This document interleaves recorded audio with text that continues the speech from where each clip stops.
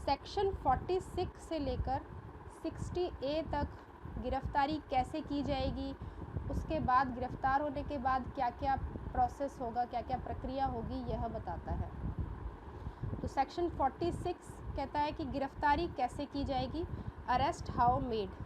तो गिरफ्तार कैसे करेगा पुलिस अधिकारी, तो या तो उसको सिंपल छूकर, ठीक है ना, टच करके, या फिर अगर ज़रूरत हो तो उसको कन्फाइन या परिरुद्ध करके। परिरुद्ध कैसे करेगा, उसको हथकड़ी लगा सकता है, ठीक है ना, अगर आवश्यक हो। अगर नहीं आवश्यक है तो सीधा छूकर ही अगर वो साथ चल पड़े तो बस और कुछ नहीं करेगा।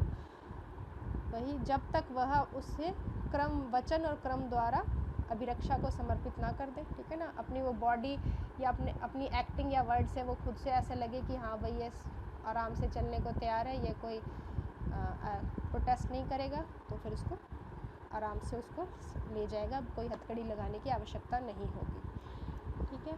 फिर इसके बाद ये कहते हैं कि कोई मान लो किसी महिला को, किसी वुमन को गिरफ्तार करना है और ऐसी कोई परिस्थितियाँ हो गई हैं, वैसे तो जनरली किसी महिला को गिरफ्तार करना है तो महिला पुलिस ही करेगी, लेकिन कोई ऐसी परिस्थितियाँ आ गई हैं कि अब कोई उपलब्धि नहीं है महिला कोई पुलिस अधिकारी और अरेस्ट करना है, तो फिर कोई पुरुष अगर गिरफ्तार कर रहा है तो वह उसे छुएगा नहीं, उसे बिना छुए ही अरेस्ट करेगा, ठीक है। और फिर सेकंड पॉइंट कहता है कि अगर बलात्कार जो भी जिसको भी अरेस्ट कर रहे हैं, अगर वो प्रतिरोध करता है, प्रोटेस्ट करता है, ठीक है ना, किसी भी तरह से आवश्यक जो भी साधन है उनका प्रयोग कर सकते हैं। अगर कोई बेड़िया डाल के अरेस्ट कर दिया तो वो भी कर सकते हैं, अगर वो आराम से उसकी गिरफ्तारी नहीं हो पा रही है, ठीक है। 46 का जो सब सेक्शन 3 है, ठीक है, इसे मैं एनकाउंटर वाला सेक्शन कहती हूँ।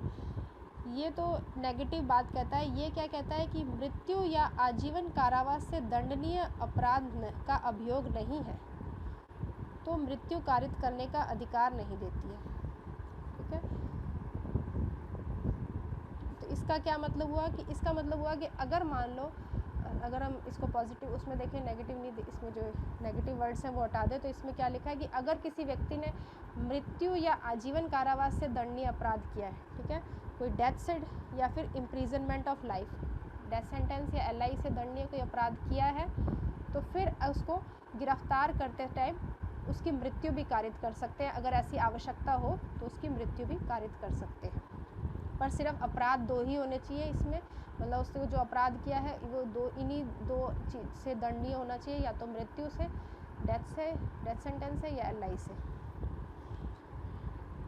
अब 46 का 4 क्या कहता है कि किसी भी महिला की गिरफ्तारी जो है, किसी भी वुमन की गिरफ्तारी सूर्यास्त के पश्चात, सूर्योदय से पहले, आफ्टर सनसेट और बिफोर सनराइज, ठीक है, सूरज छुपने के बाद और सूरज निकलने के बीच में नहीं की जाएगी किसी भी महिला की गिरफ्तारी।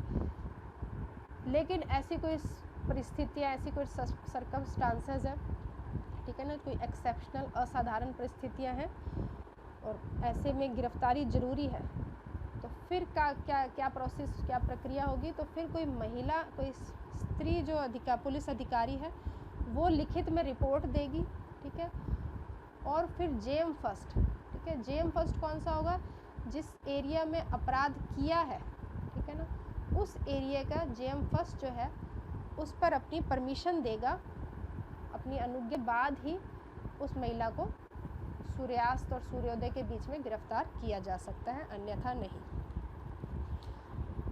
47 साधारण बात कहता है कि अगर मान लो कि कोई जो गिरफ्तार जिस व्यक्ति को करना है वो किसी स्थान के अंदर, किसी घर में घुस गया, कोई ऐसी जगह पर घुस गया है, तो उस स्थान की भी तलाशी ले सकते हैं। अगर मान लो वो ऐसी जगह पर घुस गया है और फिर दरवाज़ा खोलने को मानो पुलिस अधिकारी कहता है और वो नहीं खोलता है, तो पुलिस अधिकारी दरवाज़ा भी तोड़ सकता है। और अगर वहाँ पर कोई ऐसी स्त्री रहती है, कोई महिला ऐसी है जो लोगों के सामने नहीं आती, कोई पर्दे में रहती है, तो फिर वो पुलिस अधिकारी उसको हटने के लिए, उसको साइड हटने के लिए कहेगा, उसको सुविधा देगा कि भी एक बार वो हट जाए तभी वो एंटर करे। 48 कहता है कि अन्य अधिकारिताओं में पीछा करना। तो अगर मान लो कि वो उस पुलिस अधिकारी की अधिकारिता से बाहर चला गया है, जैसे मान लो राजस्थान में कोई पुलिस अधिकारी है, अपराधी पंजाब में भाग गया है, तो ऐसे तो नहीं है कि पुलिस जो है राजस्थान के बॉर्डर पे आके रुक जाएगी, तो 48 कहता है कि वो दूसरी अधिकारिता में भी पुलिस उसका पीछा कर सकती है। 49 कहता है कि अनावश्यक अवरोध ना करना, नो अननेसेसरी रेस्ट्रेन, ठीक है ना। जितना ज़रूरी है उसको पकड़ने के लिए, उसको गिरफ्तार करने के लिए उतना ही उस पर पकड़ेंगे, अगर तो इतना ही आएंगे। ऐसे नहीं कि जब हथकड़ी से काम चल रहा हो तो उसको बेड़ियाँ लगा दें, ऐसे अनावश्यक अवरोध नहीं करेंगे। फिर सेक्शन 50 इम्पॉर्टेंट आ जाता है। सेक्शन 50 क्या कहता है कि जब भी गिरफ्तार किसी व्यक्ति को गिरफ्तार करेंगे तो फिर जो पुलिस अधिकारी है वो उसको गिरफ्तार करने के आधारों को, ठीक है ना, ग्राउंड्स ऑफ अरेस्ट और उसके जमानत के अधिकारों को, उसका कोई बेल का राइट है तो वो उसको सूचना देगा। जब भी कोई पुलिस ऑफिसर गिरफ्तार करता है किसी व्यक्ति को, वारंट के बिना गिरफ्तार करता है, तो वो उसको बताएगा कि भी उसको किस कारण से गिरफ्तार कर रहे हैं, क्या रीज़न है, क्या उसके अपराध, किस आरोप लगा, उस पर क्या आरोप लगाया है, ठीक है। और अगर वो अपराध जमानती है, अगर अजमानती है फिर तो वो कुछ नहीं बताएगा। अगर लेकिन बेलेबल ऑफेंस है तो फिर उसको वो बताएगा कि तुम्हारा बेल का राइट भी है।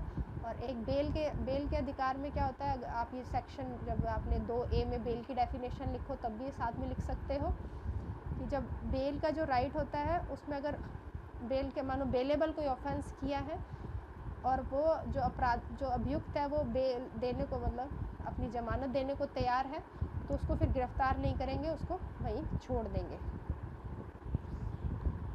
फिर 50A है। 50A ये कहता है कि भाई जब भी किसी व्यक्ति को गिरफ्तार किया जाता है तो उसको, अगर वो गिरफ्तार व्यक्ति कोई पुलिस अधिकारी को कोई व्यक्तियों के अपने किसी मित्र, किसी दोस्त का नाम बताता है, किसी रिश्तेदार, किसी रिलेटिव का नाम बताता है, तो फिर जो है वो पुलिस अधिकारी की ये ड्यूटी हो जाती है कि भाई वो उनको जिसका भी उसने नाम बताया है उसको उसकी गिरफ्तारी की सूचना दें कि इसको गिरफ्तार कर लिया है।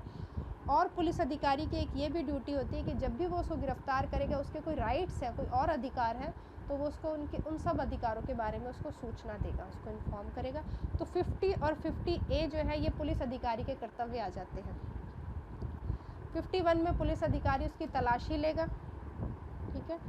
जब उसको, अगर उसको गिरफ्तार कर लिया है, जब उसको गिरफ्तार करके जब रख रहे हैं, कारागार में रख रहे हैं, तो फिर उसकी तलाशी लेगा और उसके आवश्यक वस्त्रों को छोड़कर, ठीक है ना, नेसेसरी वियरिंग अपैरल, इनको छोड़कर उसके बाकी सारा सामान जो है वो सीज़ कर लेगा पुलिस अधिकारी, अभी ग्रांट कर लेगा, ठीक है। और मान लो कोई ऐसी चीज़ें उससे जो भी मिलती है, प्राप्त होती है, कोई उससे पैसे उससे प्राप्त हुए, कोई ज्वेलरी मिली है, ठीक है, तो वो सबको सीज़ कर लेगा और उसको उसकी रसीद दे देगा, रिसीट दे देगा उसको, ठीक है। और 51 का जो 2 सब सेक्शन है ये भी इम्पॉर्टेंट है। ये कहता है कि किसी भी स्त्री की तलाशी स्त्री द्वारा की जाएगी, ठीक है। कोई विमेन है, फीमेल है, तो उसकी फीमेल ही उसकी तलाशी करेगी और शिष्टता का पूरा ध्यान रखेगी, ठीक है, डिसेंसी से उसकी तलाशी करेगी। कोई आक्रामक आयुध है उनको भी सीज़ कर लेंगे, ठीक है, ऑफेंसिव वेपन्स है उसके पास, तो 52 कहता है कि उसको भी पुलिस अधिकारी सीज़ कर लेगा। 53 इम्पॉर्टेंट है। 53 क्या कहता है कि अगर पुलिस अधिकारी को लगता है कि भाई ये जो अभियुक्त आया है, ठीक है, जब तक कोई व्यक्ति न्यायालय उसको साया कि इसने अपराध किया है तब तक वो अभियुक्त रहेगा, तब तक वो अपराधी नहीं बनेगा, ठीक है, तो तब तक वो अभियुक्त है, ठीक है। तो पुलिस अधिकारी को लगता है कि इस अभियुक्त ने, मतलब इस अभियुक्त की अगर चिकित्सा, मेडिकल इसका टेस्ट होएगा, मेडिकल एग्जामिनेशन करेंगे तो इसमें सबूत मिल जाएगा, पुलिस अधिकारी को ऐसा लगता है, पुलिस ऑफिसर को ऐसा लगता है, तो फिर वो उसकी किसी भी चिकित्सा व्यवसायी से, मेडिकल प्रैक्टिशनर से उसकी परीक्षा भी करवा सकता है। तो ये मेडिकल प्रैक्टिशनर को कहेगा कौन, तो ये इसमें लिखा है उप निरीक्षक कौन होता है, सब इंस्पेक्टर, ठीक है। तो उप निरीक्षक हो सकता है या उससे ऊपर की कोई पोस्ट का हो सकता है, ठीक है। वो पुलिस अधिकारी कहेगा, और कहेगा किसको, रजिस्टर्ड चिकित्सा व्यवसायी को, ठीक है, रजिस्टर्ड मेडिकल प्रैक्टिशनर को कहेगा, और वो व्यक्ति, वो जो चिकित्सा व्यवसायी है वो उसकी मेडिकल एग्जामिनेशन करेगा। अगर स्त्री कोई फीमेल है, कोई अभियुक्त, तो फिर उसकी परीक्षा या तो किसी महिला द्वारा, एक महिला रजिस्टर्ड चिकित्सा जो व्यवसायी है, अगर मान लो वो अगर उसकी वो एग्ज़ामिनेशन महिला नहीं कर रही है तो उसकी सुपरविज़न में की जाएगी, महिला के सुपरविज़न में की जाएगी। अब एक चीज़ इम्पॉर्टेंट है कि ये रजिस्टर्ड चिकित्सा व्यवसायी, रजिस्टर्ड मेडिकल प्रैक्टिशनर होता कौन है, ठीक है, ये क्वेश्चन भी आ सकता है। तो वो कौन होता है, तो वो अगर उसका नाम जो है भारतीय चिकित्सा परिषद अधिनियम, मेडिकल काउंसिल एक्ट 1956, ठीक है, इसके सेक्शन 2J, ठीक है ना,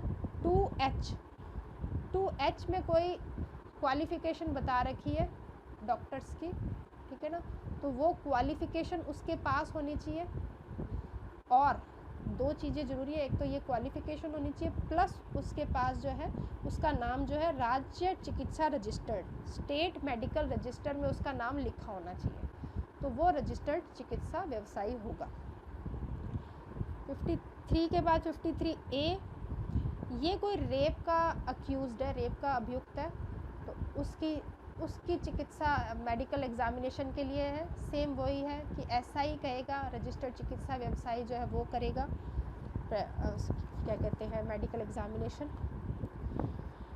ठीक है। फिर 54 क्या कहता है, 54 में कहते हैं कि खुद अभियुक्त कहता है, मानो खुद अभियुक्त कहता है कि अभियुक्त को लगता है कि मैं अगर मेरा मेडिकल एग्जामिनेशन हो जाए तो हो सकता है मैं बच जाऊं, तो ठीक है, तो अभियुक्त भी खुद भी कह सकता है कि मेरी जो है चिकित्सा जांच की जाए, मेडिकल एग्जामिनेशन मेरा किया जाए, ठीक है।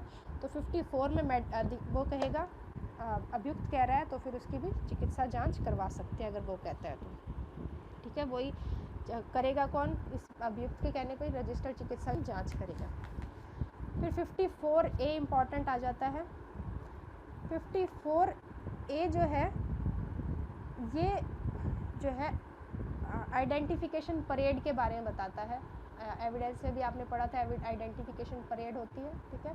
शिनाख्त परेड, शिनाख्त पे क्या होता है कि कई सारे अपराधी होते हैं, उनको पहचानना होता है, उनको खड़ा कर देते हैं, ठीक है। तो इस तरह अगर फिर पुलिस अधिकारी को लगता है कि इन्वेस्टिगेशन के लिए ज़रूरी है कि ऐसी शिनाख्त परेड करी जाए, ठीक है, तो फिर कौन जो है रिक्वेस्ट करेगा, SHO जो है पुलिस थाने का भार साधक अधिकारी जो है, मेडिकल पुलिस थाने का ऑफिसर इंचार्ज जो है वो रिक्वेस्ट करेगा। और रिक्वेस्ट किससे करेगा, न्यायालय से करेगा, जिस भी न्यायालय की अधिकारिता में जो है वो पुलिस स्टेशन है, उस अधिकारिता वाले कोर्ट से SHO जो है निवेदन करेगा कि भाई इसकी मेडिकल आइडेंटिफिकेशन परेड करवाई जाए, ठीक है। फिर इसमें एक परंतु है कि अगर ऐसा लगता है कि जो मतलब अगर जो शिनाख्त करने वाला व्यक्ति है, जो आइडेंटिफिकेशन करेगा, वो व्यक्ति जो है मानसिक या शारीरिक रूप से निशक्त है, मेंटली या फिजिकली डिसेबल है, ठीक है, तो फिर जो शिनाख्त जब भी होगी वो किसी जुडिशियल मजिस्ट्रेट के, न्यायिक मजिस्ट्रेट के सुपरविज़न में होगी, वो खड़ा रहेगा, उसके सामने होगी, ठीक है, और वीडियो फिल्म भी उसकी तैयार की जाएगी। 55 सिंपल बात कहता है कि पुलिस अधिकारी किसी और को भी अपनी जगह अपॉइंट कर सकता है गिरफ्तार करने के लिए, वो लिखित आदेश देकर। 55A इम्पॉर्टेंट है, ये 2008 के अमेंडमेंट से ऐड हुआ था।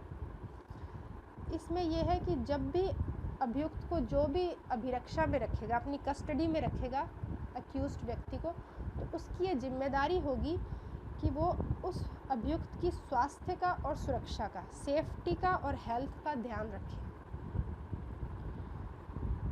56, ठीक है ना, जब भी गिरफ्तार करते हैं व्यक्ति को, उसको बिना किसी डिले किए, बिना कोई लेट किए, या तो मजिस्ट्रेट के सामने लेके जाएंगे या SHO के सामने लेके जाएंगे।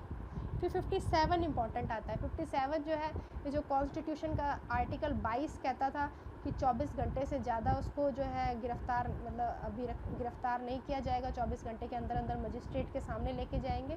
तो यही 57 कहता है कि जब भी किसी व्यक्ति को गिरफ्तार किया जाता है, ठीक है, तो उस व्यक्ति को 24 घंटे के अंदर वारंट के बिना गिरफ्तार किया है, ठीक है ना। किसी को वारंट के बिना गिरफ्तार किया है तो 24 घंटे के अंदर अंदर मजिस्ट्रेट के सामने लेके जाएंगे। और अगर मान लो वो जगह से दूर है तो उसमें से यात्रा का समय, जो भी टाइम लगा है यात्रा मजिस्ट्रेट के पास लाने में, तो यात्रा का समय निकाल देंगे उस 24 घंटे के काउंट करने में। 58 भी इम्पॉर्टेंट है। जितनी भी गिरफ्तारियाँ होती हैं, मानो किसी भी शहर में जितनी भी गिरफ्तारियाँ हुई है, उन गिरफ्तारियों की सूचना जिला मजिस्ट्रेट को दी जाती है। ठीक है, तो जो भी गिरफ्तारियाँ, ठीक है ना, इन गिरफ्तारियों की रिपोर्ट करना जरूरी है। ठीक है ना, पुलिस का गिरफ्तारियों की रिपोर्ट करना। ठीक है ना, पुलिस जितनी भी गिरफ्तारियाँ करेगा उसकी रिपोर्ट करेगा। रिपोर्ट वो किसको देगा? रिपोर्ट डीएम को देगा और एसएचओ देगा। एसएचओ जो सारी रिपोर्ट है वो डीएम को देगा, जिला मजिस्ट्रेट को। और अगर जिला मजिस्ट्रेट निर्देश देता है, डायरेक्ट करता है, तो फिर वो एसडीएम को देगा। ठीक है, एसएचओ जिला मजिस्ट्रेट को देगा और अगर जिला मजिस्ट्रेट कहता है कि एसडीएम को दी जाए तो फिर एसडीएम को रिपोर्ट देगा। फिर 59 कहता है कि अगर जिस भी व्यक्ति को पकड़ा है उसको डिस्चार्ज भी कर सकते हैं, उन्मोचित भी कर सकते हैं, छोड़ भी सकते हैं। तो किन तीन, उस पर 3 ग्राउंड्स बता रखे हैं। इन तीनों में से किसी भी आधार पर उसको छोड़ देंगे।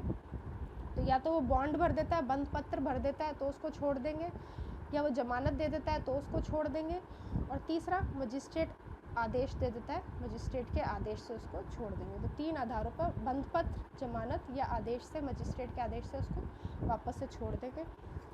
60 सिंपल बात कहता है कि अगर वो वापस से कोई पकड़ा है, उसको वापस से भाग गया है तो उसको वापस से पकड़ भी सकते हैं। 60A क्या कहता है कि गिरफ्तारी जितनी भी होगी या तो इस एक्ट में जैसा बता रखा है वैसा होगा, उसी तरह की जाएगी, या फिर कोई और एक्ट है गिरफ्तारी की प्रक्रिया बताता है तो उस एक्ट के हिसाब से की जाएगी।